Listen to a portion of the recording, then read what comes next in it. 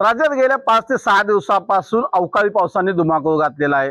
यामध्ये पश्चिम महाराष्ट्रातील सातारा जिल्ह्यालाही अवकाळी पावसाने अक्षरशः झोडपून काढलेला आहे। त्यामध्ये शेती असेल, त्याचबरोबर अन्य पिके असतील, ही सर्व या अवकाळी पावसामुळे धोक्यात आल्याचं पाहायला मिळत आहे। सध्या आपण आहोत ते म्हणजे सातारा जिल्ह्यातील डोंगरमाथा परिसर असलेला कराड पाटण तालुका घाटमाथा या परिसरात।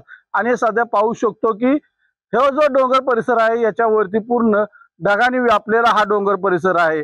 एकंदरीत हवामान खात्याने आज सातारा जिल्ह्याला ऑरेंज अलर्ट दिलेला आहे। त्यामध्ये प्रामुख्याने डोंगरदरी भागामध्ये मुसळधार पाऊस पडण्याची शक्यताही वर्तवली आहे।